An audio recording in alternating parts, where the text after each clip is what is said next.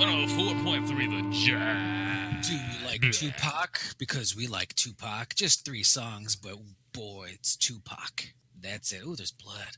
Oh, I love when there's blood in wrestling and it's real, so you know he's hurting.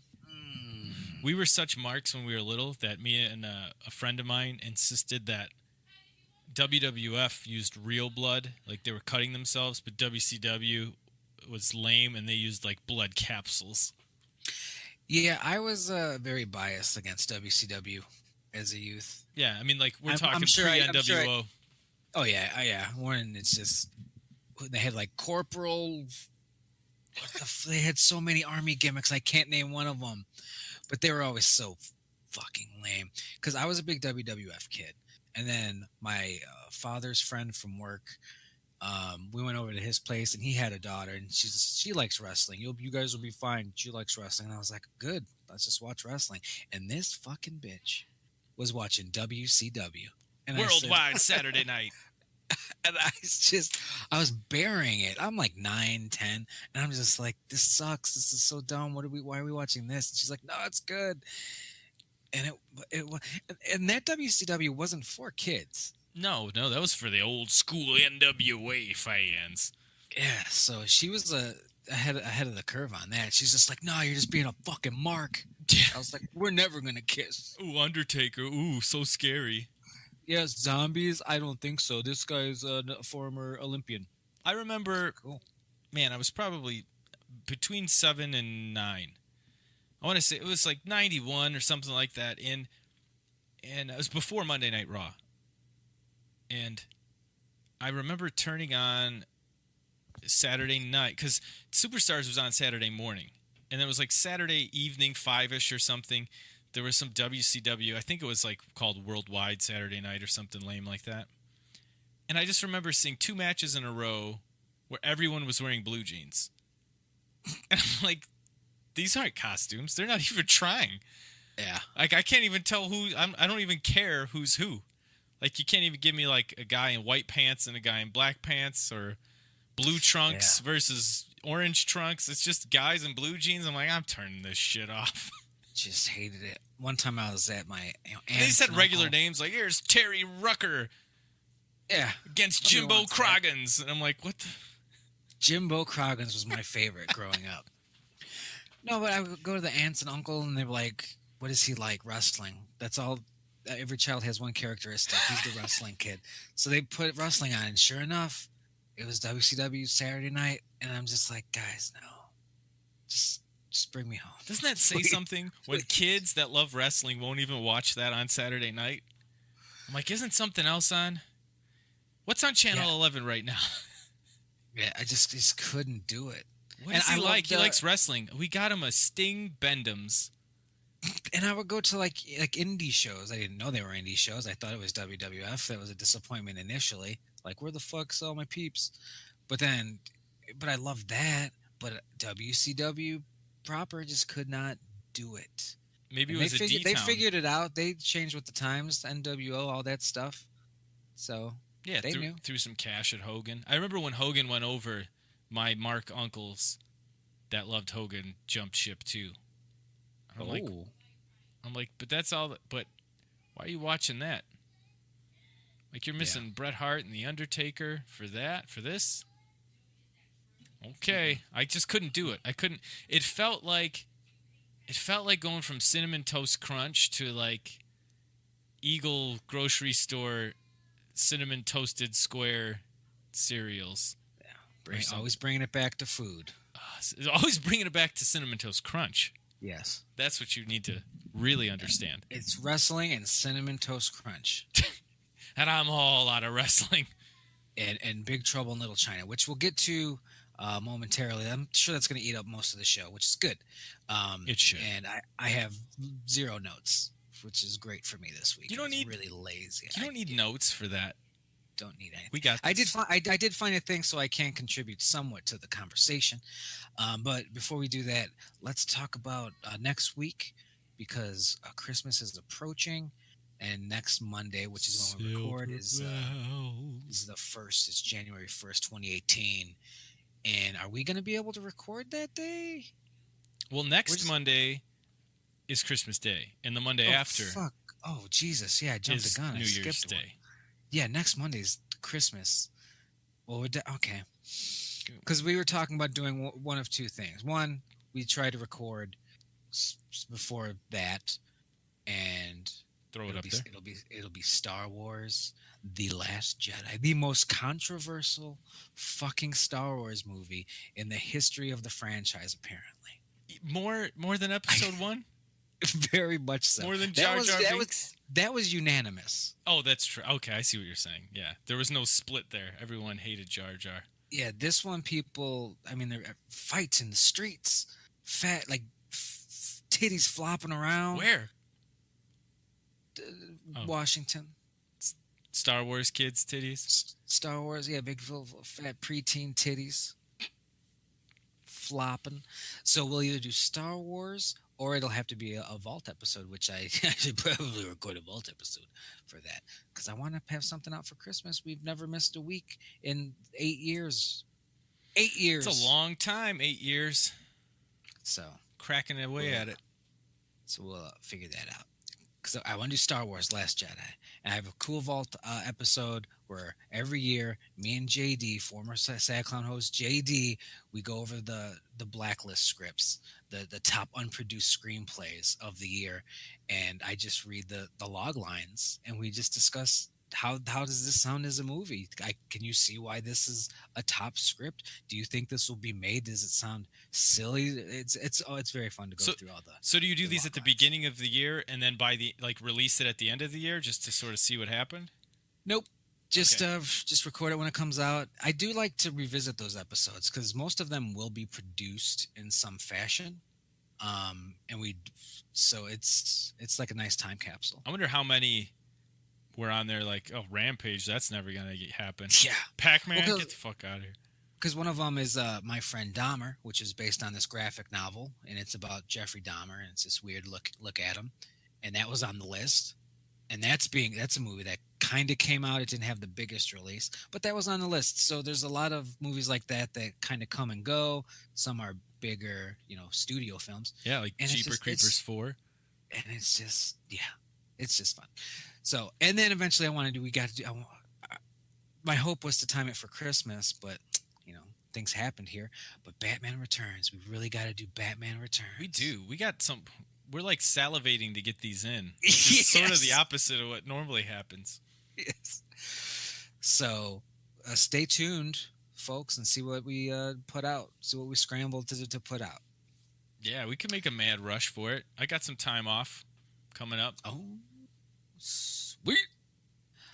So, before we get to Big Troubles or anything we need to talk about, want to talk about? How are you? Well, obviously, how's Overwatch? Overwatch is going awesome. I missed that game so much. You and I played last night for the first time since probably 2016. Yeah. Probably, yeah. Right? And I just been having a blast. I've been playing with my 8-year-old son. He really wants one of the new Christmas skins. I think last Christmas or maybe 2 Christmases ago, part of his gift, which it wasn't all of his gift, it was just a little nice something. As I said, okay, we got some coins, buy one of the cool new Christmas skins. So this year I wanted to do the same thing. I haven't been playing as much though, and he's been buying skins all year with the coins. He's been playing like crazy. So now I don't have 3,000 coins to buy a skin with. And I'm just grinding away at this game to get loot boxes. Just grinding. I'm grinding for the loot crates. Is he looking for anyone in particular? Does he want that walrus? He's not decided. He just wants to be able to pick. He's not even really looking at him until we have enough. I don't think he thinks I can pull it off before Christmas. Ooh. So I am just hammering away at it. I'm doing the 8-person free for all, which is an arcade one. And if you win 3 of these arcades, once a week it'll reset. You win 3 arcade matches, you get a crate automatically. And you can do that up to 3 times. So you can get 3 crates per week winning arcade mode. For the 8-person free-for-all, it's kind of hard to win, but you only have to make, I think, top 3 or top half, and it counts as a win for the arcade wins. Oh, Jesus. Yeah, so I have 2 more arcade. They just reset 2 hours ago. I have 2 more to go to get all 3 crates this week. Yeah, because we recorded 8 and it's 7:55, and I see Diablo's Yeah. on Overwatch. 7:57 Overwatch. 7:59, 7:59. 8 o'clock. Yeah, and then it's just like he has left Overwatch, and I'm like, well, I hope so. Well, I was Because in the it's middle showtime. of a last free for all, and I was winning, so I legit won 3 free for alls in a row. Or I won 2, and then came in second place, and then won 2 more. So I won 4 out of 5. And I was in the lead. I was like, oh, I'm looking at the clock on the top right. I'm like, get an ult, let's do this. Farah is pretty good at free for all if you're good with Farah. Well, yeah, because you can only counter her with so many characters. There's this one map. It's like a chateau where there's a lot of spires and like Quake 3 style little elevators you jump on and they boost you up. So it's all surrounded by nothing. And she's got that little wrist rocket that blasts you off the side. So like one of the matches right away, I spawn, there's a guy, and I just wrist rocket him off the edge, like 2 seconds into the match. And she's hard. It's easy for her to escape in that map because she can fly and she can float. So you can get like 3 levels above Reaper, and there's nothing he can do unless he wants to teleport and then die instantly. It's fun. I've been playing the crap out of some Overwatch. Yeah, it's fun. Yeah, we played yesterday and we just won like 9 out of 10. It felt like Yeah, it was killing. Yeah, we were killing it. It was like the old days. One of our buddies that plays PUBG left right away though. As soon as I got on, he's like, I gotta go. I got stuff I gotta do. Yeah, what sucked for him because I was playing with him and we weren't doing as well. And then you came on and we started winning because you know how to play the game. And I was like, well, he could have been part of this. Yeah, he could have been mopping up. Just eating it. Nom, nom, nom, nom, nom, nom. Oh well. So yeah, until I'm focused. I want to play PUBG so bad. I love that game. It's my favorite game that's out right now. But I gotta get these crates. I just gotta hammer away. That's the fun thing about Overwatch is it's almost a seasonal game. Halloween rolls around, you know they've got new skins and emotes and sprays and all the fun stuff. And Junkenstein's Revenge, that mini game. Yeah, is mini really games. Fun. And you get to scratch that itch, like, I haven't played that game in a while, so it feels good to play the game again. And then you take a break. Then Christmas rolls around, and he's like, boy, we're doing it again. Give me the Christmas hats and snowmans. And all. It's just, it's clever to have like a seasonal game. And there's the diehards that'll play it all year round. But for me, I get kind of pumped. It's like the Steam sales. Like, like, oh, summer sale. They're going to summer event. So I don't know. It's good marketing. It is good marketing. And what's cool about it is they do so well with the character design that the skins that come out are really cool and you really want them. You're like, that skin is really interesting. Like you had mentioned, Roadhog is this big fat character who's like got like a pig face at times. And his character for this winter is this big like sea walrus ice fisherman thing. They go all out with the intricacy of the skins. It makes you really want one. Yep. And like one of the ladies is like an ice lady. It looks like a Jack Frost from the Santa Claus 3 or whatever. Yeah. There's like a snow owl. One of them's a snow owl. Yeah, Nar got that like right away. Of course he did. Fucking crazy. Of course he did. Doesn't even care. He doesn't love this game like we do. He doesn't put that work in. He's putting that work in. He's playing Reinhardt, and people are just typing to. You know how people get salty, and they're like, "Hey, heal better." They're like, "Hey, Ryan, you got a hammer. You can use it, fam. Go ahead and use that hammer, fam." Fucking assholes. Yeah. I was playing with some tryhards in quick play the other day. Which quick play, for everyone listening, that's like practice mode, right? I mean, you get points, but it's not ranked. So hardly anyone uses their microphone. You pretty much just play whoever you want. Like, I feel like playing McCree, but I suck with him, but it's quick play. And this person was like, oh, this is our team comp? I'm like, dude, it's quick play. Get over yourself. Yeah, this is our team comp, and watch me get 20 kills with Farah. Bye. Yeah, I don't really hate that. Because it's like, don't be toxic, don't be an asshole. But in a way, I miss it. Just the people getting so heated for no reason. Oh, you remember we played comp and some of those people, the randos on the team, would just be, oh, you're so terrible. Why do you even play this game? You're gonna play Lucio when it's this map? Mm-hmm. Christ. We need a So, Mercy. Okay, who's going Mercy? We need one. It's no, yeah. Love it. Love the game. Just the weird community. Yeah, it is very bizarre. I'm So glad, we are I got into it, though. We are gathered here today to talk about a movie that came out in 1986. The budget for this movie was, I love this, 19 to 25 million. Who knows? Who knows how much it cost to make that Coupe de Ville's record that came out the same year? Directed by John Carpenter. But Jim, written by Gary Goldman, David Z. Weinstein, and W.D. Richter. Not John Carpenter, not the lady. Deborah Hill. These three dudes. And the film is Big Trouble in Little China. This is, I say this a lot. It's hard, right? Because if you catch me, go listen to all our episodes. You'll catch one where I say Superman the movie is my favorite movie. You'll catch one where I say Halloween's my favorite movie. You'll catch a lot where I say Big Trouble in Little China is my favorite movie. And there's a difference between what I think is the best and what I think is good and what I enjoy. But this has got all of it. And I used to think of it when I was a kid as sort of like a campy, fun movie. But as I got older and I watched it again, I'm like, this is actually really clever, especially for the time. Like smack dab in the middle of the 80s, in the middle of Commando and Red Heat and Rambo 9. And you've got this action, kung fu, fantasy, sorcerer, horror comedy just right in the middle of it all. Yeah, John, what genre is this film? I'd say it's a Western, if I'm being honest. Yeah, and then he'll drop Western on you. That's what it really is. Yeah. I'd love to read that script because I watched the film, and then I watched the film with the commentary because it's been a while since I've done that. And they talk about the script and how it was originally a Western, and there were horses instead of a truck, and those type of differences. Boy, I'd love to read that. That seems like a lot of rewriting, isn't it? Well, you think about a lot of the technology that's actually used in it, telephones, a couple car stuff. Yeah, maybe not too much. Yeah, brothel maybe is not a brothel. Yeah, that is straight up. Straight out of the Old West. Yeah. Airport, so they changed some locations, I'm sure. Could have been a train station.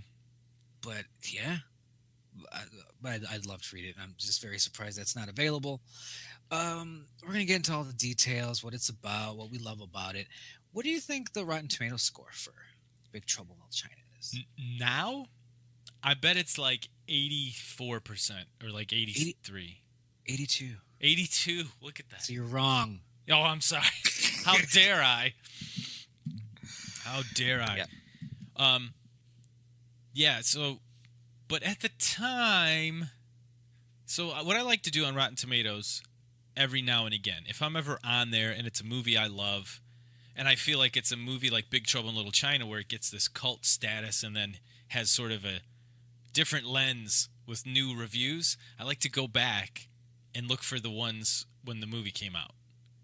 Like, that's fun to do with Halloween, which ended up being sort of critically acclaimed after the fact. And Big Trouble in Little China, I don't remember too many good ones from back in 1986 on Rotten Tomatoes. Yeah. What did Roger Ebert? I like to go to Roger Ebert. He's a pretty he's got his own thing, but he seems to be pretty consistent with what he likes and what he doesn't like. So I wonder what Roger gave it. Roger, I don't know what he gave it. I'll look at that in a second, but he said special effects don't mean much unless we care about the characters who are surrounded by them. And in this movie, the characters often seem to exist only to fill up the foregrounds. Oh, wow. That doesn't sound too glowing. It doesn't sound that glowing. So let's do that. Big Trouble in Little China, Roger Ebert. See that score. He probably gave it 2.5. 2.5. So better than halfway there. Because he does a 4-star system, right? He does a 4-star system. So it's better than a 50%. So it's technically, this would be a fresh, this counts as fresh, right? It's fresh. That's how they do it, right? If it's 4 stars, you get more than 2. That's fresh, baby. I'm surprised this isn't one of those movies where, because Roger Ebert would occasionally do this, where he would revisit a film. Yeah, So, yeah. Time has passed, things have changed. Let's look at this again. And normally it's because everybody liked it but him. And he's like, fuck. Oh, I kind of missed the boat on that one. Fuck. Then there's the films like Ang Lee's Hulk, where he gives it like 4 fucking stars. Yeah, he just dives in. And everyone else is like, which one did you see? Yeah, he loved Ang Lee. Just loved him. I loved Ang Lee's Hulk and his big fat green dogs. I thought I was watching The Mask 2.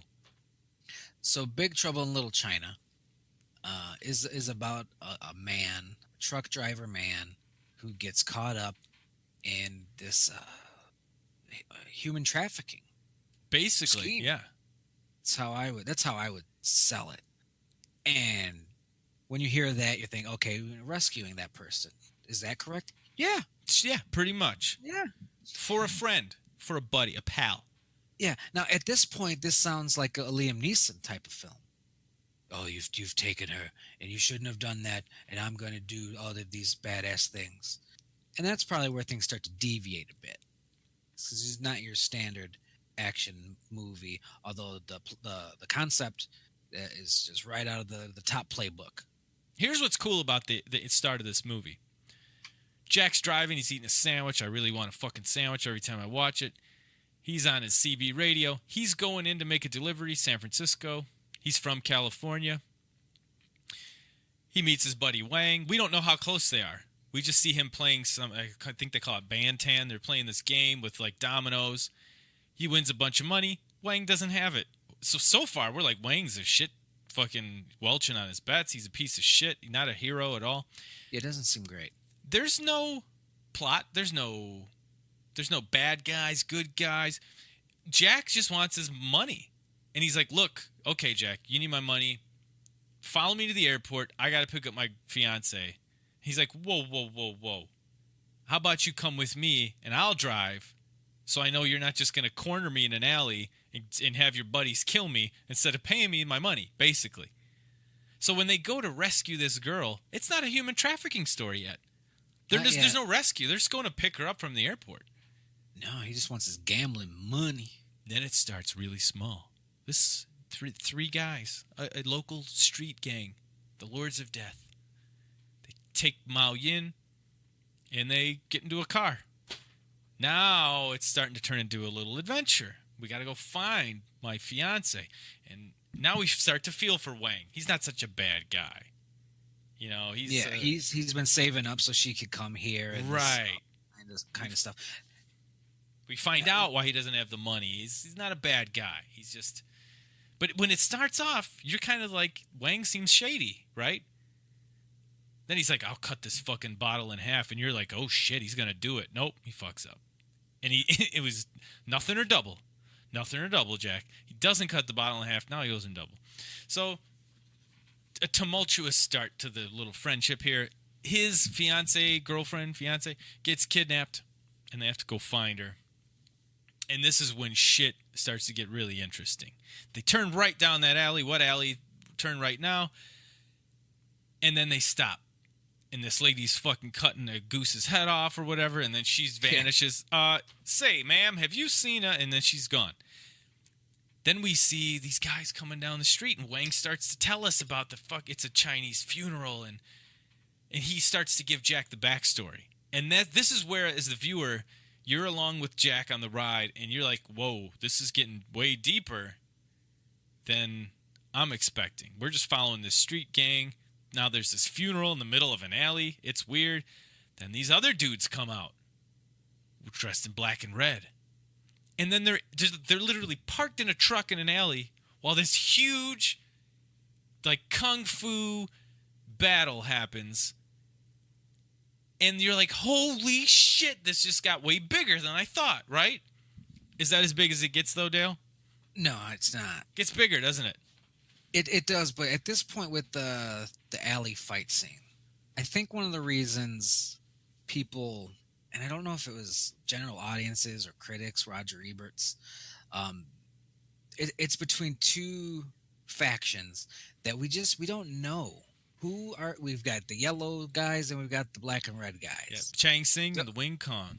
Don't know anything about them, and you're just watching it, and it gets violent as fuck. But you're not part of them. Like Jack's not one of them. Mm-mm. So as a viewer, you're a bit of an outsider. Just like Jack. Brilliant storytelling. You are Jack Burton in this moment. You don't know what the fuck is going on. Wang's giving you a little bit of exposition, and sort of Jack figures out a little bit of the story. You know, we're watching these guys, we're watching this procession, and then he's like, "Hey, are there like, is there a rival gang?" Because he notices someone in his mirror who is coming from the opposite direction and has got black and red on instead of black and yellow or gray and yellow or whatever. So he's like, "Oh, some shit's about to pop off." So they try and color code it a little bit for you. Red is bad, yellow's good. Well, that, and they make the black and red guys like the most evil looking motherfuckers ever. And they do like the evil heinous, like stabbing a guy in the groin when he's down on the ground and jamming his head into the... Oh no, that happened to one of the bad guys. Anyway, then nobody gives a fuck. It's violent. Now, but real quick, 'cause it's a Chinese funeral. Yeah. Who's the funeral for? Do we ever get that? Yeah, they tell us. I don't remember the name. I don't remember the name. Was he slain by the opposition? Do we know that? They don't say. There's a lot of unknowns. They don't say. But I like that, and I like that because Wang might not even know. It's like this just exists. This is just happening. You're now stepping foot into it. People existed, and they've also died while you were out eating sandwiches. Yeah. Then shit. Okay, so it starts off as like a gunfight. You're like, okay, action movie, makes sense. Then the guns go away, and they have a Chinese standoff. When they're facing each other down, and it gets tense, and it gets quiet, and it gets tenser and quieter. And then they scream and run at each other, and then we get the kung fu battle, right? Then in the middle of all this shit, these guys fly in from the sky and are like, hold on, kids. We're going to stomp this shit out right the fuck right now. They introduce us to the three storms. We get thunder, we get rain, and then lightning, they put him over big. He fucking rides down on a bolt of lightning and does his little fucking lightning dance. Oh, it's like, yeah. And then they fuck everybody up. They're just maiming all the good guys. But you don't really see what's going on with the bad guys, though. I think they just sort of bail. Like, hey, they got this. Then we see the Lords of Death. So Jack and Wang, they bail on the truck after they run Lo Pan over, who's the main bad guy. They run him over in the middle of an alley. He shoots light out of his mouth and blinds Jack. They're running away. And then they're like, oh, hey, there's Lords of Death. But they're running at this point. This shit got too deep for them. And what I like about this movie, it does this several times. You get a sort of a build-up. You get a crazy situation no one was sort of anticipating in the movie. And then they need a breather. They need to reconvene. They go to Uncle Chu's restaurant, and he's like, "What the fuck is happening right now?" Right. But one thing I liked, there's the alley fight, and then Lo Pan, and they run away, and you might think, well, that's not very heroic, and that sort of thing. But I always, when I look at that, I think of like, oh, that could be, and I don't know if John Carpenter, these three guys were trying to do that, but it's kind of your standard early Act One refusal of the call, where it's like, we need you, Jack, and it's like, fuck you. Like heroes always do that, and then something pulls them back in, and I think we'll get to that in a minute. But I like that. I like that from a structure standpoint. I like the refusal of the call. It's not as blatant as in like a Star Wars where there's lots of like mythology sort of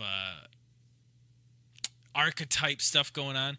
It makes sense, right? There's literally just Jack and just Wang, He's got a knife. He's got a little knife. Wang's got nothing, and it's like the big bad of the movie is right behind them.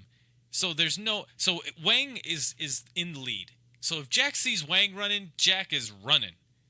If Wang's gonna stand and fight, Jack's gonna stand and fight. We see it happen.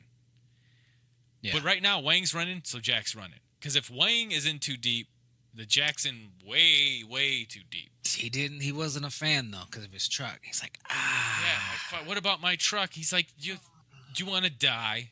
You know, like, how badly do you want to get this truck back? I'm leaving my fiance. Okay. But they go back to Uncle Chew's. Uncle Chew starts spitting some knowledge on him. Jack's on the phone. One of my favorite. I guess it's like a monologue because he's talking to another character, but we don't hear them. They're on the phone. Just him talking on the phone. And then, so it's one of the, like, my favorite scenes in the movie because Uncle Chew's basically he's talking to Eddie, who they introduce us to, Wang's friend, and he's talking to Wang. And we're sort of hearing in the background. And Jack is on the phone about his truck, and every once in a while, he'll hear some shit, and he'll just put the phone down and go, yeah, he did, Uncle Chew, tall guy, weird close, first see him. And then he gets back on the phone. And then Uncle Chew will say something, and he'll go back to Uncle Chew's conversation. Then he gets disconnected, and he goes into this long line, and he ends it with, and your phone is dead, by the way. Yeah, I bet Aaron Sorkin is a big fan of this movie because the dialogue is just rapid fire. Yeah. It's clever. Boom, boom, boom. What I like about this scene is it's exposition heavy. It is. But it's fucking hilarious.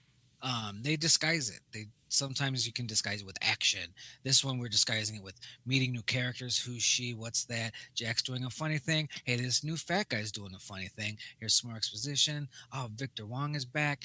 Boom, boom. It's always entertaining. Yep. Yeah, they have it makes sense why it's happening because at points Jack is asking like what is going on? What the fuck just happened out there? And they won't tell him. It's like they don't even really know. They just know the stories they heard growing up, you know? So we're not getting even like true. It's exposition in terms of mechanically what it is. But they don't. Yeah. What they're saying is not exactly necessarily the truth because they don't really know. They're just telling you what they know. Which and it's great. Isn't much, but yeah, it's enough not a whole lot. Get us to the next spot. Get the next spot, brother. Top rope. So now Grace Law comes in. She goes, hey, well, you know what? You know where they would take a girl that's hot like that? To this brothel. The White Tiger. The White Tiger. So then we get a great character, Henry Swanson. I was always mixed about this the first couple times I saw it when Kurt Russell is playing this like white nerdy dork guy. Nerdy dork. I'm just here to get an Asian late, like the disguise. I always went back and forth on it. Like, do I like this?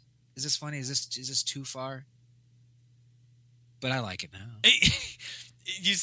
I agree. But every time when you see his fucking face, because they set you up where you don't know what he's gonna look like in there, right? He sort of looks like Jack Burton in the car. But then he walks through the goddamn door, and he looks fucking ridiculous. His hair's all like parted and matted down, and he's got these big fucking pop bottle glasses on and a stupid tie. Yeah. Henry Swanson's my name, and excitement's my game. It's just like, when does he say money? Money is no object. Yeah, sneaks that in there. But I like this scene because we're going. We refusal of the call. We reconvened. We got our exposition, and now we got a rescue mission. Now the movie's saying, "Go, here we go." And they're being proactive. Gotta go get the girl. We're going to rescue her because sex slavery. Fine. We've experienced a little sorcery. We've experienced some kung fu, some warfare between some factions. Okay, but the girl is there. Save this girl. Yes, and she's at the White Tiger, and he gets her, doesn't he? He gets her in the room, right? No, he does not. They see her what happens is He gets that old lady in the room. Old lady, Jack. Cash or charge. Well, that's actually the hotter young lady that says that. We start to see some hierarchy here with the bad guys. So Lords of Death, they're part of the bad guys, but they're just a street gang. They get this hot chick, they sell her to this brothel, right? Yeah, and I've mentioned this a lot. It's one of my favorite things you can do when you're introducing bad guys. Because when we meet Lords of Death, they're the top dogs. They're dangerous. They've got knives to throats, and they're very dangerous. They beat the fuck out of Jack like he's a little kid. But in the big scheme of things, as of right now, they're nothing. Yeah, because we see the Chinese standoff. They're not even part of it. Yeah. So now they're low on that totem pole. We find out in the totem pole how important the Chinese lady who runs the brothel is. To Lightning, not so important, because he just shoots her fucking ass out of the way. He grabs Mao Yin, and Jack tries to fight off Rain, and Rain just hits him with one punch and sends him flying through the fucking room, and then they just fly away. Yeah. So, obviously, there's something... They talk about the green eyes here. Chinese girls do not come in green eyes. Something special about this green-eyed lady, right? Lightning swoops in. Why would the three Storms, who seem to have better shit to do, they come in there and they snatch her right away and make sure she goes elsewhere. They don't give a fuck if they're blowing up this brothel. They don't care if this bitch gets blown out of the way by lightning, even though she's a bad guy. They don't care. Got important shit to take care of. So obviously, shit's getting even bigger. They reconvene again. They don't get the girl. Jack gets his ass beat. They go back to Grace Law's apartment. That's where we meet. God, what's her name? Tara, which is who Grace Law was picking up from China at the airport. We meet Margot, the reporter, and things we got more character introductions, but Tara's really not. She didn't even have a line. She's just like, "Hey, bye, Tara." Margot's there, and now they got to come up with another plan. Okay, they probably took her to the lair, to the Wing Kong exchange, and this is where shit literally has levels. It literally has levels like a fucking video game, and it gets me so hard. So now, Jack's done being a nerd. Okay, she gives him some warm milk. And he's like, what the hell's going on? What is this happening here? And Wang says, you want the truth? I don't know. He's like, I got no fucking idea, but I'm getting her back.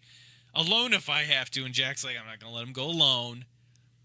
They go to the Wing Kong exchange. Little guy's going to need me. So here's our second sort of failure, being in over our heads, and then we got to regroup. We need another plan.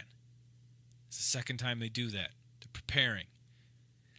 They go in, they get to the Wing Kong exchange, and there's like a funny little moment. And what do you think of? It's basically a repeat. Meet up, pull a scheme to get in. They did that with Henry Swanson. Yep. And now they're gonna a new scheme to get into the exchange place here.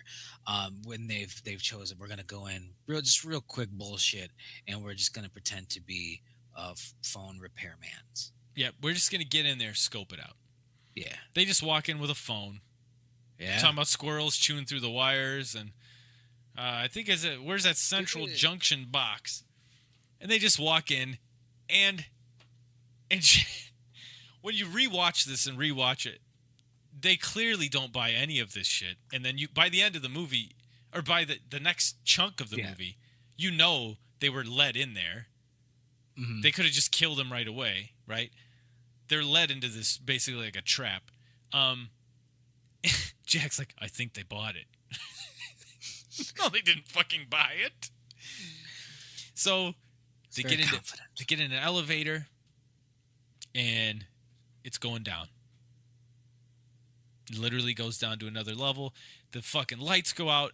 It floods in the elevator, which I'm not a fan of water, so that's scary.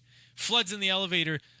They swim out into this fucking pool of people who their skin is peeling off. Some of them are dead. Some of them are still alive. and they come up to the top, and everyone's actually like chained upside down under the water. It's fucking ridiculous. And then the bad guys just grab them. Like, yeah, okay.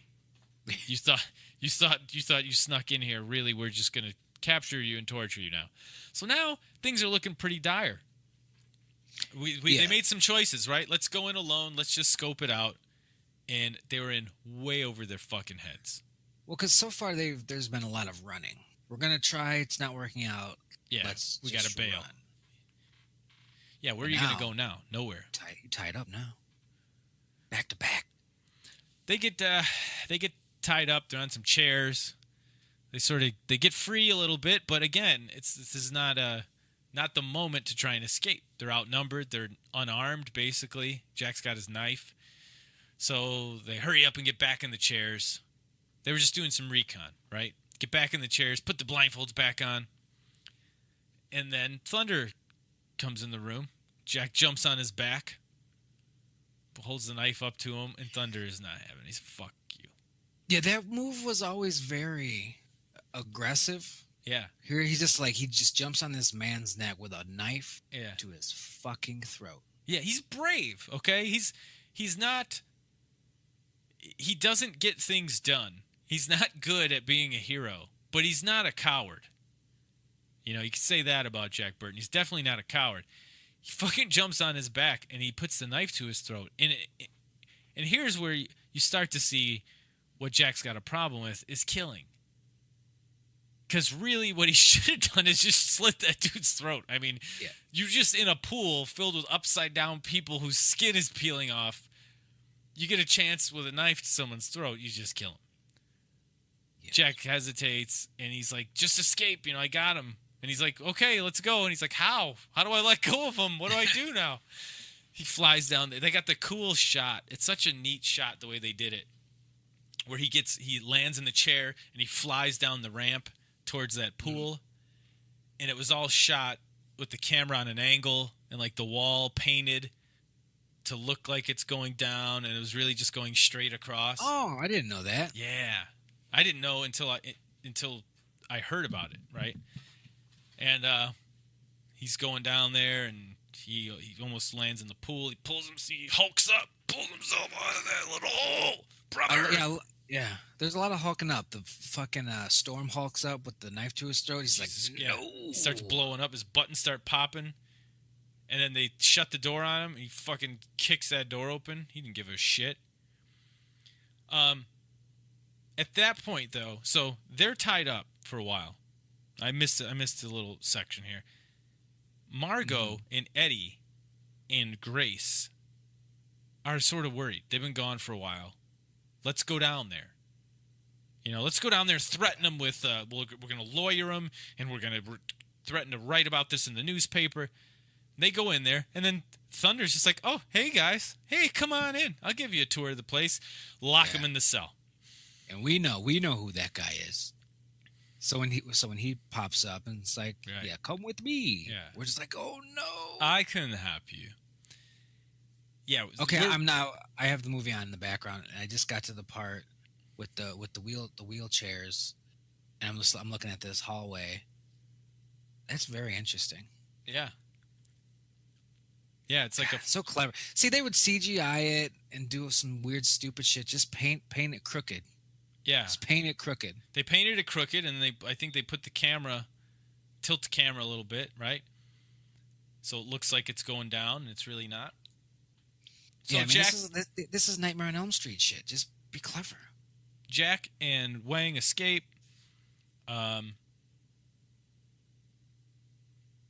They meet up with Eddie, and they go to break the girls out.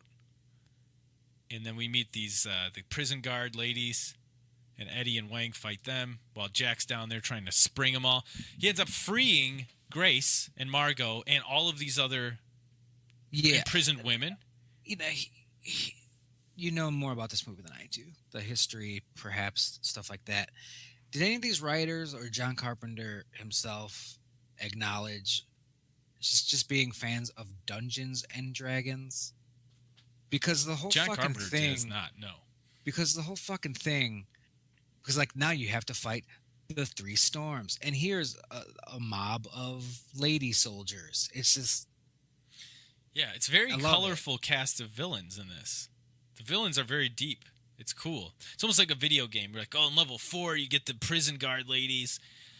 Well, yeah, and there's a fucking beholder at the end, and I'm just like, yeah, Uh, yeah. and they've already met with Lopan in the wheelchairs as captors, but they met with his shriveled up human form. And Jack's like, you're not Lopan. Fuck you. And you're like, oh, God, that's really Lopan. You probably should talk to him like that, Jack. They escape. Egg Shen pulls up in his bus. He gets them all on there. They get all the girls. They get out. Hey, where's Mao Yin?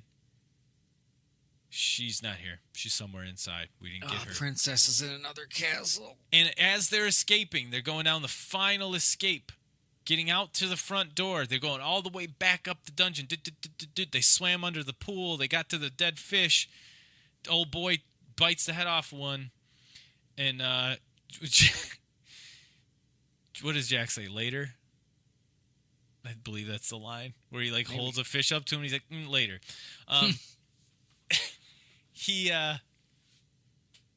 They get out. Grace is the last one in line. She notices some eyes in this statue looking at them, and then the fucking Chinese wild man pulls her into the wall. They all escape, except with Grace and Mao Yin. They're both gone. And you're like, God, fuck, they were so close, kind of, except they never actually saw Mao Yin. And then they meet up at Egg Shen's hideout. And then they really fucking get prepared. That's when they get all armored up and like, look, we're going in again. This time, we're going to fucking rescue the girls. We're going to kill this sumbitch, but we're going in through the underground. And we're bringing backup. We're bringing the yellow guys. We're bringing the Chang Sings. Hey, any of you guys savvy English? Yeah. And we're going to drink this magic juice. Yeah, they break in after, one of the Chang Sings gets eaten by a giant fucking roach demon bug thing on the wall. That never comes back, and it doesn't need to. There's dangerous things down here. Yeah, this is almost like beyond. These aren't bad guys. This is like an area where bad guys don't even want to go. That's why they get in this way. It's sort of like Sam and Frodo. They're just like, we're just gonna walk right through Mordor because they'd never see that coming. So they go in underground. They get into to Lopan's lair, and then they drink the drink. And it's supposed to make them. And then Jack tries to build it up. Like, what is this? Like some kind of magic potion? And Egg Shen says, huge buzz. So they drink this shit. And they get. It's basically liquid weed. It's like liquid THC or something. I don't know. I feel kind of invincible. And then we get to basically the climax. Right? We find out along the way, Lopan needs to marry a girl with green eyes and then sacrifice her to the Emperor. And that will lift his curse, and he will be reborn again in the flesh, and then he can rule the world, even though he seems way more powerful when he's not in the flesh. But who knows? Maybe he can't come. They didn't talk about that. It could be that he hasn't come in 2,000 years. He's like a ghost. You can go right through him with a truck. Right, he probably can't come. He wants to come so bad. He wants to come. This movie's just about thousands of years waiting to come. That's why that fucking bug grabbed that guy through that hole, which I just watched in the background here. It looks so good. Doesn't it? It looks so good.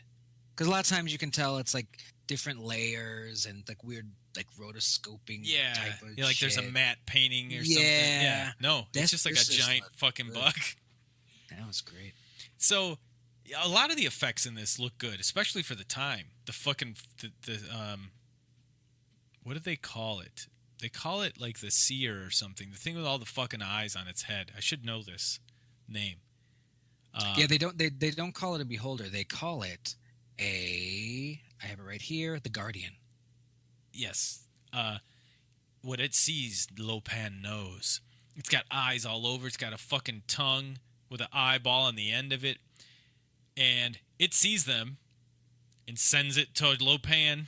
It just remotes into Lopan's desktop, sends them the footage.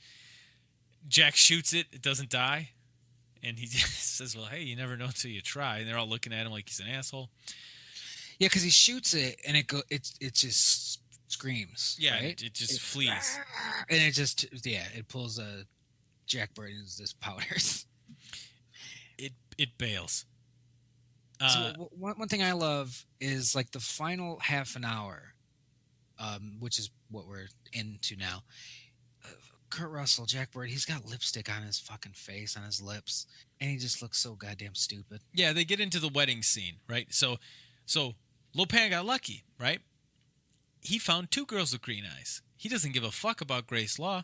He'll kill her to lift his curse, and then he's going to keep Mao Yin as his bride. So he's having a double wedding, this lucky bastard. And they're all down there cheering him on and everything, and the bad guys are, and Jack's getting his shot ready, and Egg Shen tells him, no, wait till he completes the ceremony. Then he is cursed for certain. Because he'll be flesh. He can be killed. Then the fucking end battle starts. We got the best of the Chang sings, and then we got Jack in there, and Wang has got his fucking sword. He's battling with Rain in the air. They're fucking jumping at each other back and forth. And Jack's like, okay. And one of these big Imperial guards come at him with all this dragon armor on. And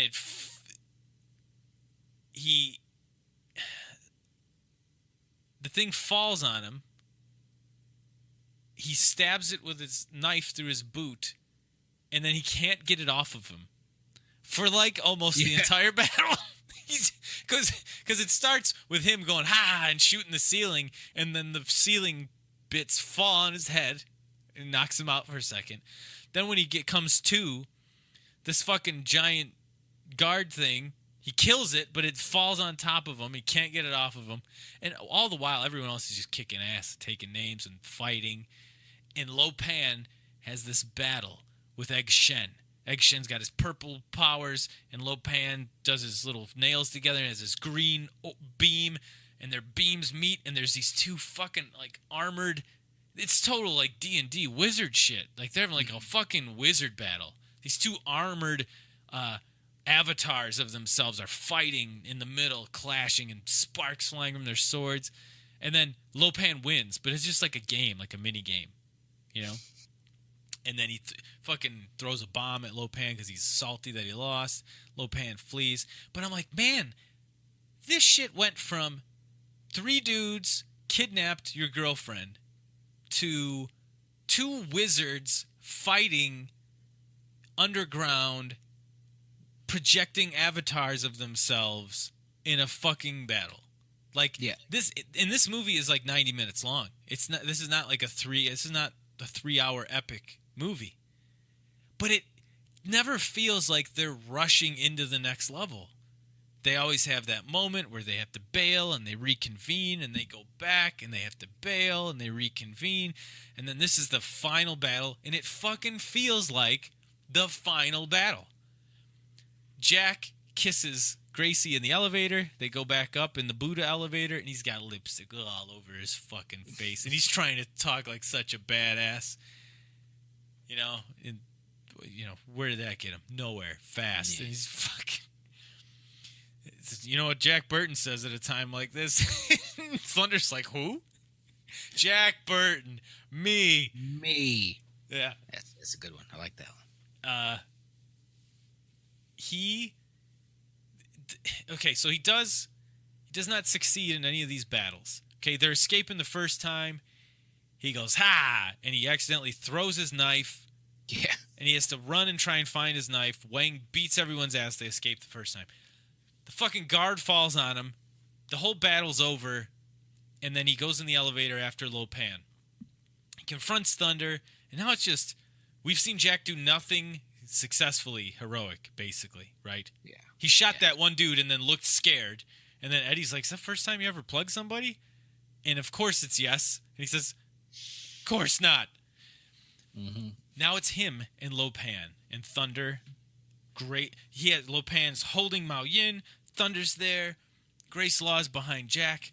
we're like, oh fuck, Jack is not gonna beat Lopan and Thunder.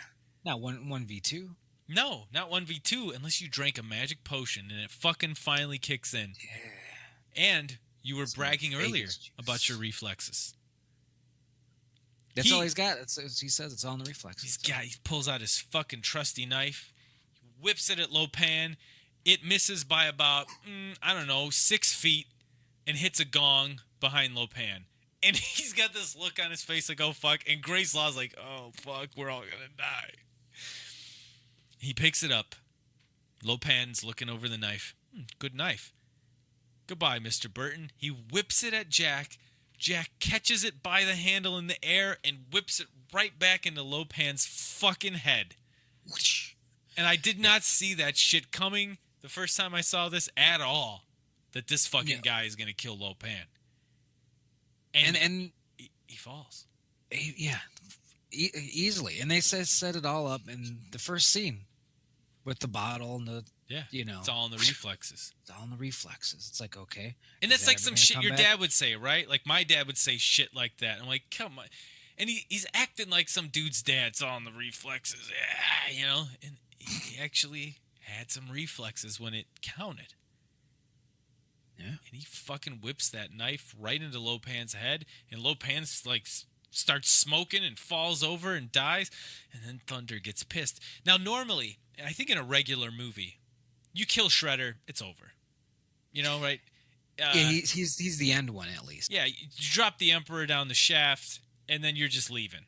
Like, oh, the whole thing's blowing up. The rebels did their thing. We're just gonna leave now. No. These other people are still alive. Thunder's fucking pissed. You killed his boss. You killed his homie, his emperor, his king, right? And he blows up, but he can't stop. He's so mad. He blows up, and his head gets fucking like a giant football, and he explodes. And it's gross. He looks disgusting when his hands all puff out and everything. It's like a garbage pail kid. That's some shit that they could do now with computers, but it wouldn't look as garbage pail kids. It just wouldn't have that look to it. Yeah. Rain's already dead. I always thought like he angered himself to death. Yeah. He didn't know he couldn't dial it back. So that was like his power. He sort of puffed up on Jack in the prison cell, right? But he just couldn't stop. He was too pissed, too sad. Lopan was dead, and he just exploded. Lightning's always been like the marquee one of the three. So then when he's trapped in the hallway with him, Rain's dead, Thunder's dead. Here's Lightning. That gets me excited. Yeah, because they're trying to escape and going up like the shaft. Going up the shafts with the little pulley gun that physics somehow doesn't apply to. I don't know how that works. His rope just keeps going up. Maybe it's magic. They get up there, and Lightning's right on their tail. And he's fucking lightning it up. And there's fucking lightning everywhere, and shit's catching on fire.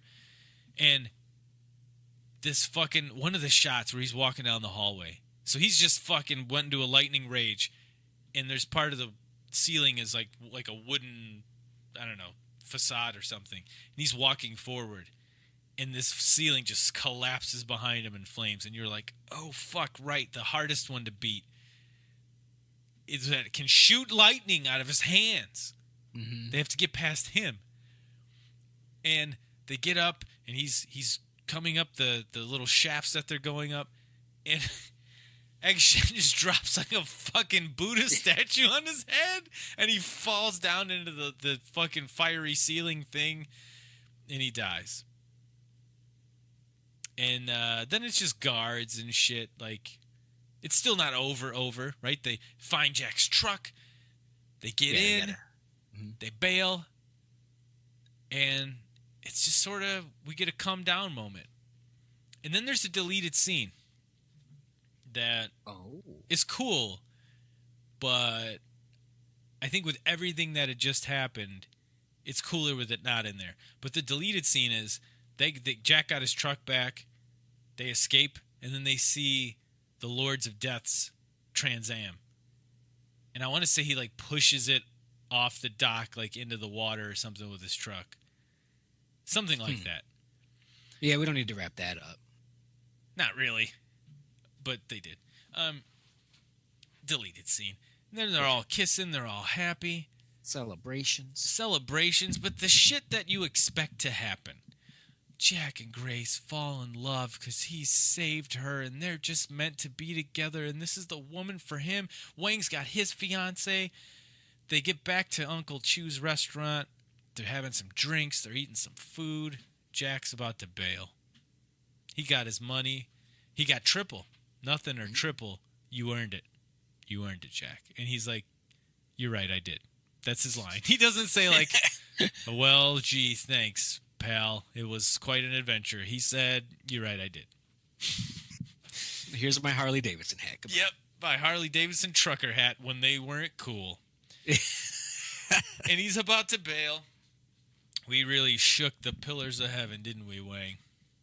No horseshit, Jack. And they do their little hand salute.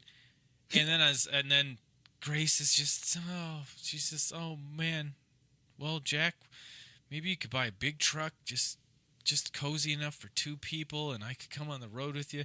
And he's like, you don't want to be with me. I'm a piece of shit. Sooner or later, I rub everyone the wrong way. And then Margot says, you're not even going to kiss her goodbye? And she's leaning against the wall, looking all hot like Kim Cattrall does. And he just looks at her and says, nope. And then he walks away. Egg Shen's leaving. He's like, no, I'm not going to China. I'm fucking Chinese. I'm not going to go to China. I'm going to go on vacation somewhere, asshole. He says goodbye to Wang, and then that's it, right? It's over. Nothing leads into anything. He gets in his truck, Pork Chop Express. He's driving down the road on a dark and stormy night. But who didn't we see in the final battle get killed? The cockroach. The Chinese wild man is under Jack's truck, and his claw comes up. We hear his roar at the end, and then we get fucking Big Trouble in Little China by the Coupe de Villes kicks in. And we're like, ooh, the sequel's going to be so hot. Yeah, Big Trouble where? Big Trouble in where? Oh, so many options. Now, do you think they were ever planning on this being successful enough for a sequel? Or you think they just wanted to have a cool ending like that? I think both. Okay. You have your satisfying end, but you never say never. You always leave yourself some wiggle room. It's it's not one of those endings where, thanks for a non-ending, we have to have part two. It's like, no, they did both, and they did it well. And it's very good. And it's sort of like the original Halloween, where that is sort of the best ending for this. Leaves it open, but we don't have to know what happens after.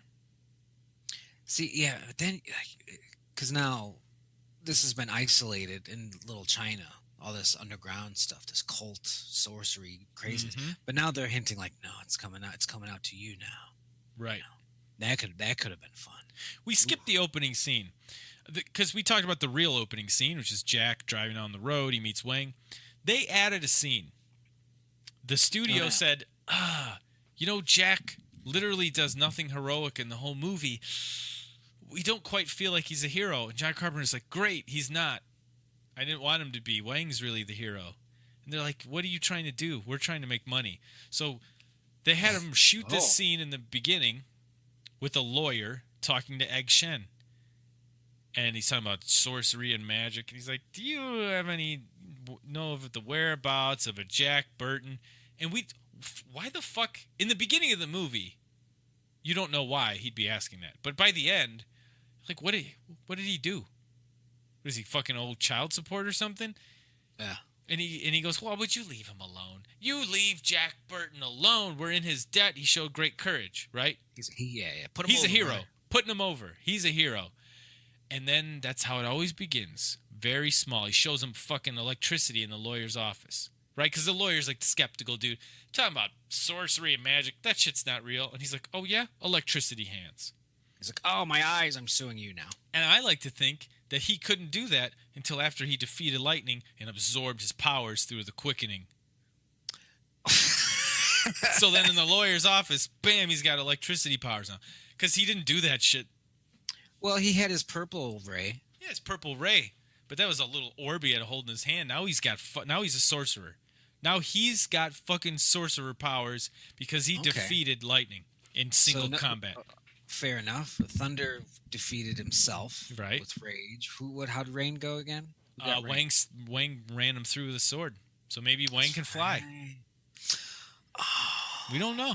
See, that'd be so- when you watch a movie triple digit amount of times, you start to You make put your own these. You narrative. just make your own shit up. Yeah.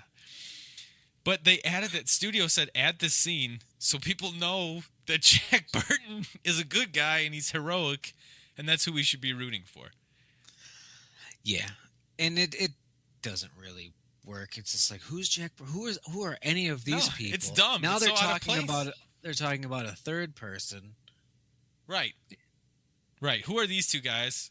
and plus the truck opening with Jack is just perfect. It's perfect. opening. Right. Exactly. It was perfect. And the studio's like, I don't know. It's got the music, like it's just perfect. The joke on the commentary too is that they had a full page ad or something in the paper the weekend before the release, right? This is how long they would plan out this shit in the 80s. Like now we get a teaser trailer 18 months before the movie comes out. This is like the week before. They're like, take out a full page ad, get people excited for this movie. So it's a picture of Jack Burton, but I've never seen it. I've only heard them talk about it on the commentary. It doesn't look anything like Kurt Russell. And it just says, who is this man? And then Kurt Russell's like, who cares? Nobody cares. Who is this man? I don't care. Who is this guy? I don't know who that is. Yeah, I listened to it. It was something like this, or was it like where is he going? Oh yeah, who's this man? Where's he going? They're like, I don't know. Who cares? Listen to Oh them. no, talk about I've this got movie. I've got characterworkpodcast.com under this episode. I'm gonna I think I found it, so I'm gonna post it to you right now. There it is. But yeah, who is Jack Burton? It looks bad. It's shitty. Why is his head like it's the head doesn't match the body? Yeah, I wouldn't give a fuck about this. You know what? I look at that. If you gave me that, I would think it would be like a banana in the tailpipe cop. Yeah, who is Jack Burton? I don't know. He's got a fucking Chinese guy on his shirt holding a Tech 9 and a CB radio. Well, you don't know. I only know that's a CB radio because of the movie. Yeah, but what is he holding? Like a fucking garage door opener? Yeah, with a piece of spaghetti on the bottom. That's touched to nothing. Yeah, he's fucking. I don't know. Who is he? Who cares? God damn, that's the ad, huh? Oh shit. See, I think the marketing person responsible was trying to talk to his boss. He's like, "All right, I'm gonna come up with it, but who is Jack Burton?" And he's like, "Yeah, just go. Well, fuck you. That's it then. Who is Jack? Yeah, eat shit." Hey, you said okay. You okayed this on the phone, don't you remember? And it's just a picture of him. It's him from the theatrical poster, but with no context, just on a white background. He's just standing there holding a gun. It doesn't say the name of the movie. It doesn't say anything. Because they got what's his name to do the poster? Drew Struzan. He's very good at posters. Legendary. Yeah, this poster looks excellent. It's amazing. You have so much awesome imagery. And they just did this black and white picture of just Kurt Russell with his gun. And his fucking crazy Chinese tank top. Yeah.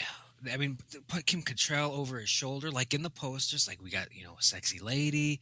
We've got ninjas, kung fu. Like, sell it. Not Kurt Russell holding a CB radio. Would you say, you think it's fair, because people throw this around a lot, about musicians, about filmmakers, films, albums.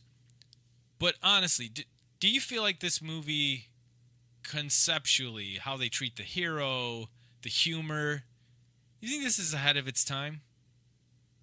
You think if this movie, like a movie like this came out now on Netflix, it'd be a hit, right? With all these different elements, and the good guy doesn't really do shit that's heroic. It's sort of funny. No, I think it was perfect. It was perfect timing. Perfect timing. Okay. I think it's just didn't find an audience till too late. Yeah. Because it's one of those things where if you do it later, people go, "Yeah, we get it. Yes, it was. I get. They understand it, and it's almost overplayed. But this, yeah, I'll go with ahead of its time. John Carpenter. It's not ahead of its time. It just suffers from being essentially the first one. Yeah. Okay. The first one, and I can't think of too many other movies like this, because what it gives you also is like that cool Fellowship of the Ring, Dungeons and Dragons depth, the levels, the story. It's almost like what's that movie called? Was it Krull? In the 80s, where they're trying to rescue the princess from the Spider Queen, and we meet these people along the way. Like, it's like an adventure movie and a Western set in modern day Chinatown, and it's just fucking crazy. It's funny and action. So it's got gunfight. It's like, well, I like kung fu. It's got that. Yeah, but I want monsters though. Oh, okay, cool. Again, triple digit viewings for me, right? It's got to be. I saw it in like 90 on video. My mom and dad were like, "Look, we saw this movie on cable. There's no tits in it, so we think you'd really like it. It's called Big Trouble in Little China." When they said the name, I'm like, that sounds so stupid. And they said, like, yeah, Kurt Russell's in it. I'm like, who the fuck is Kurt Russell? And they're like, oh, remember Overboard? I'm like, that guy? Is it an action movie? I don't know. I want to see this. I'm like, oh, but there's like kung fu fighting. I'm like, okay, yeah, let's go rent it. So I watched it, and it was like I'd rent it like every weekend. I watched it a bajillion times. So when John Carpenter says this movie really found its audience through home video, through video stores and like word of mouth, and it was like a slow build, and it was because I'd introduce friends to it, like, hey, you got to watch this movie. It's so fucking cool. Or I'd find someone else that had seen it and loved it, and it was like we're instantly bonded. And yeah, it's a great weekend. It's raining out. You can't go play. I'm watching Big Trouble in Little China. It's 90 minutes. It's got all the shit you want. But then when I get older, it's got some depth to it. It's funny. It's got some things going on. So where I'm going with this is, if you look at all of the elements that are in here, look at John Carpenter's track record. Look at the movies he's done, right? Is this the biggest mix of everything that he's ever done? Because you've got gunplay, you've got martial arts, you've got fantasy, you've got horror, you've got some comedy, love, romance, some thriller. It's sort of like a perfect storm of everything John Carpenter brings to the table, I feel. Yes, and you said, what, if they made this today, I don't think they would, because there'd be a lot of pressure to pick a genre. Just pick one. Yeah, it's too. You know what? Hell, pick 2 or 3. That can't pick 7. Pick 7. Yeah, it is a Chinese kung fu western thriller, horror, fantasy comedy. Yeah, and it's good. It's very good. It's damn near close to my favorite movie of all time. It probably is, if I'm being honest, because very few movies do I still watch if I catch them on TV, or I'll just pop it in and watch it. But this is one of them. Because whatever mood you're in, it's got something for that mood. Yeah, and it's cool, and it's not too graphic and scary for little children, I don't think. There's not a lot of blood, there's not nudity. Like, there's some scary things, but nobody's getting like their face ripped open and shit. Mm-hmm. I don't know, I just love it. It's like a perfect balance, and we've talked about this on the old show. I don't know if we've talked about it on the current show. I am not mad at anybody that wants to remake this movie, because all that means is that there's an audience for it somewhere if somebody wants to remake it.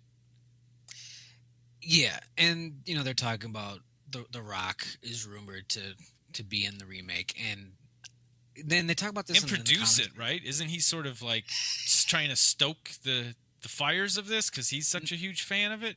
Maybe, but they talk about this in the commentary track about how most actors wouldn't want to do it because it's like you're not the hero. You're kind of a pussy. You're an idiot pussy, man. Well, Hmm. you're not a pussy. You're an idiot.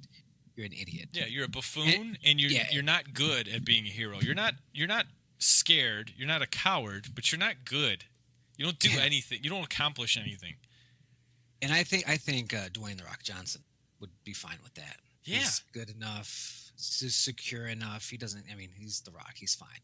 Um, and he does comedy very well. Like the Rock had his moments of buffoonery. Just yeah, I think that would be good, and it wouldn't be over the top because he's a big jack dude. But to see him like like fumbling with trying to put a clip in a magazine and a gun, like there's stuff there for him. Right, There's right. stuff Just because there you're for him. jacked doesn't mean he's a fucking truck driver. You know, he Yeah. is not an adventurer. And man, I love this movie so much. It's got so So much going on. you're talking about the possible remake, and they have an IMDb page for it, and there's rumored The Rock, but they have some writers attached to it, which I didn't know about. Hmm. For the screen, I mean, this person made the characters, this, blah. But the actual writers doing this remake, it seems, are Ashley Miller and Zach Stentz. Ashley Miller, responsible for X-Men First Class, Thor. I hear that's she's good. Terminator, the Sarah Connor Chronicles on her resume.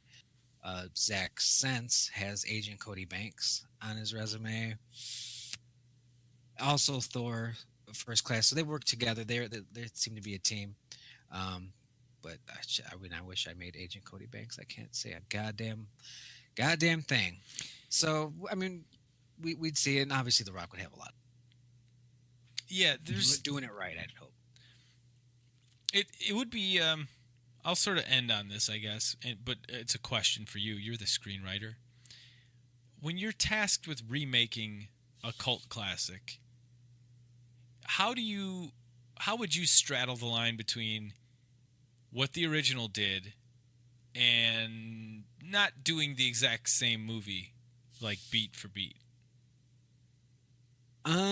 Like, how much fan service stuff do you do, or do you even need to? Because Well, you're either doing two things. You're doing a shot for shot remake like they did with Psycho, which no thanks. Or you're kind of doing The Force Awakens, which is A New Hope reskinned.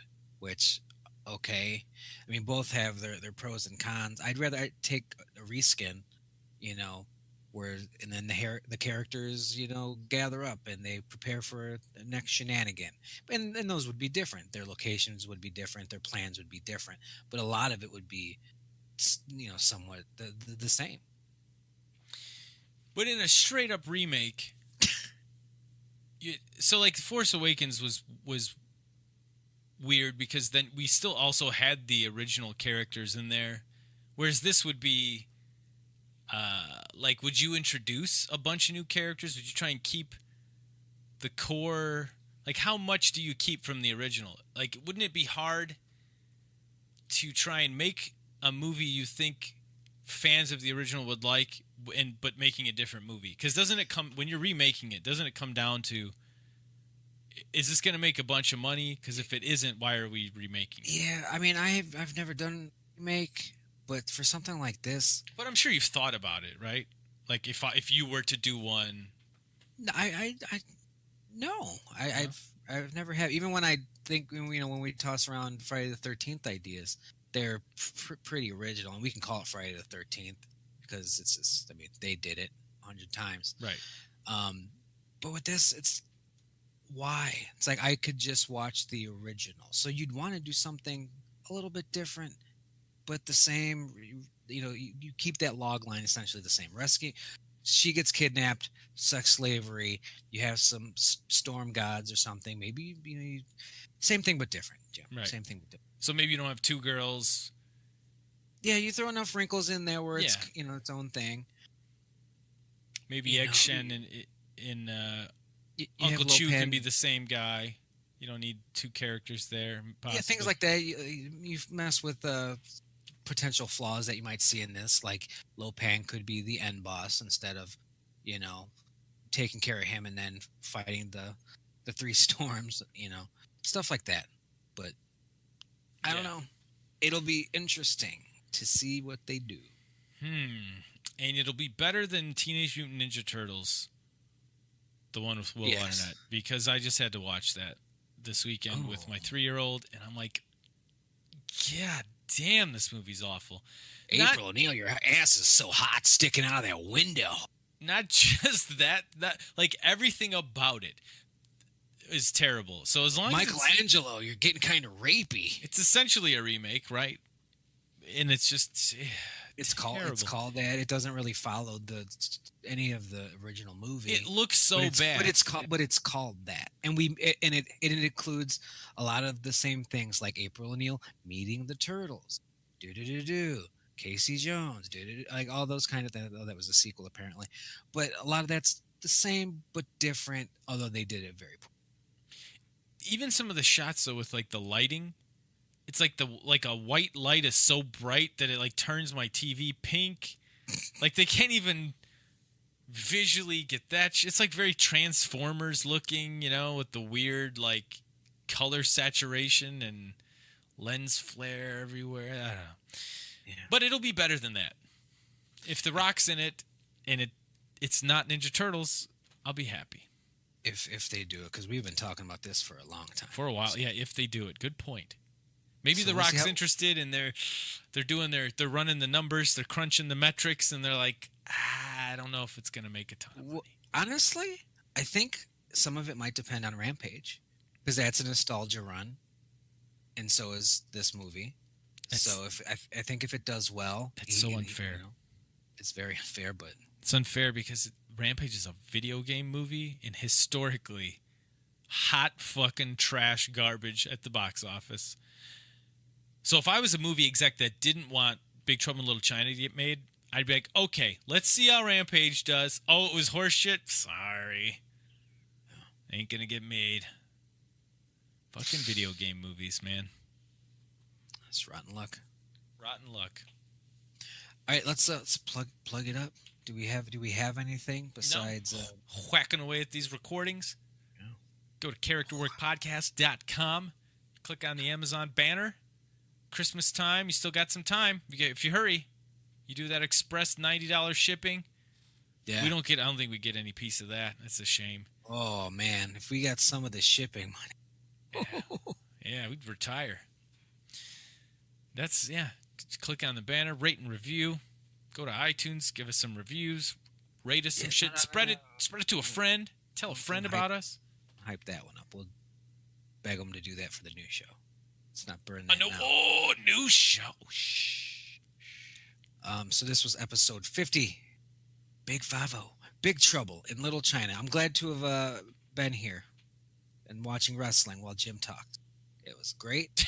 It's a lot of fun. Anytime. Thanks for listening. I'm Lopan. And I'm the light coming out of his mouth.